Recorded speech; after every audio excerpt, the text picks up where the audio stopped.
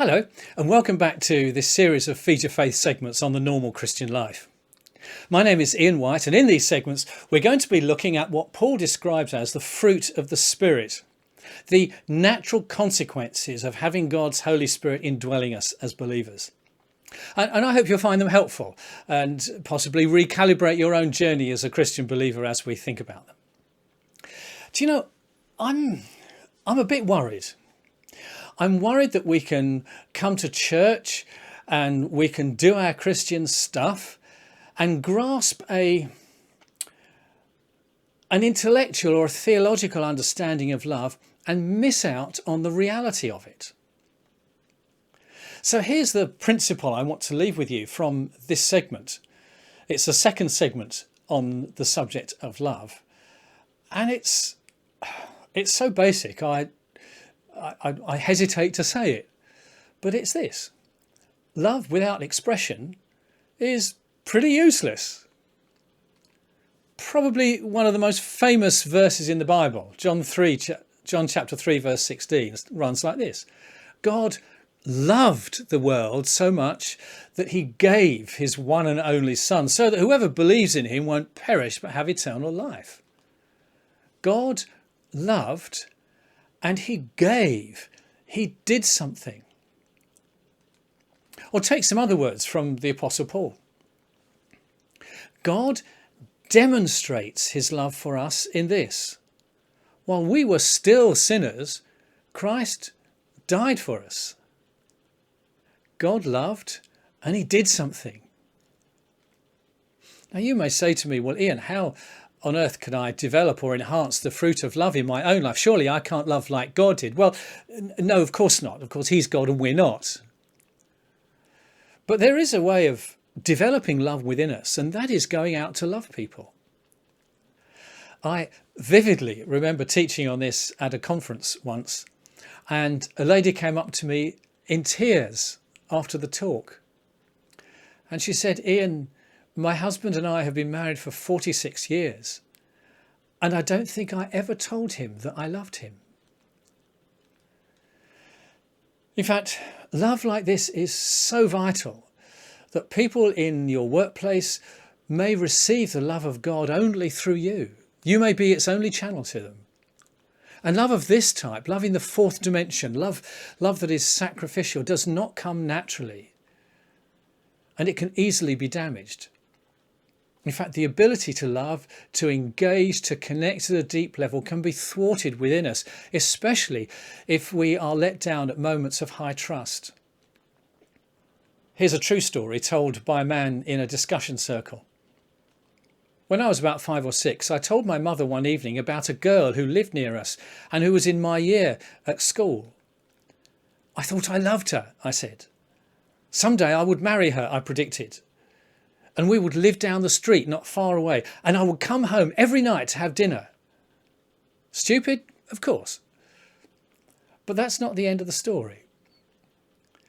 An evening or two later, my mother entertained a group of women in our house. I was in bed trying to get to sleep when I heard peals of laughter from downstairs. Wondering what it was all about, I tiptoed to the top of the stairs and began to listen. They were talking about their children, exchanging stories about crazy things their kids say and do. Suddenly I heard my mother begin to tell the women what I had confided in her a few days before. And what made it worse for me was the realization that the mother of the girl I'd talked about was there in the group. I can't describe what it did to me. To hear my mother telling my secret to those women, especially to that other mother. And the feeling was compounded when my mother made a joke of it, and everyone joined in even greater laughter.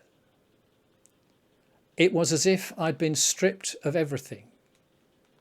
And I remember thinking that night, I'll never tell my mother a secret ever again. And I wonder if that was the night I decided I'd never tell any woman my secrets. For the only thing worse than my mother's voice was the pain of that laughter I feel a coldness in myself whenever I hear women laugh at a table in a restaurant or in the corner of a cocktail party. I have this irrational feeling that they're cackling about something some man said or did.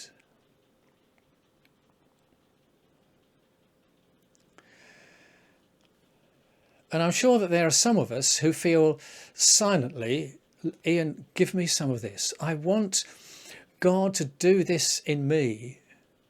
Start me off on a new track of discovering this love in the fourth dimension.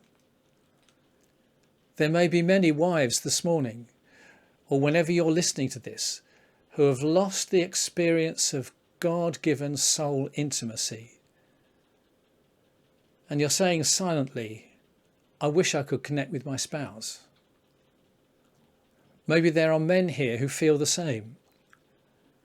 And it's part of God's generous grace that he's given you his Holy Spirit to rediscover his love. And it's possible that watching this film are intelligent, proactive men, achievers, you guys with a career and a reputation. And inside you're saying, I wish I could give and receive love of another kind. I can identify with the man who overheard his mother talking. There's an incident in my life that had the same effect, maybe many years ago, but the echo still lingers. And yet there's something in my inner being that craves the kind of love we've been thinking about in this film. It's part of God's generous grace that he's given us his Holy Spirit to rediscover his love. My prayer is that wherever you stand on this morning, that you will discover more of God's love as you yield to him wholeheartedly. His desire is that we rediscover it and express it. God bless you. Well, from here, you can like, you can subscribe, and you can share what you've just seen with some of your friends. So please do click around on the screen here, and you'll find some other things that I hope will help to bolster your ministry. You could be anywhere in the world right now, but you're right here, and I appreciate that enormously. God bless you.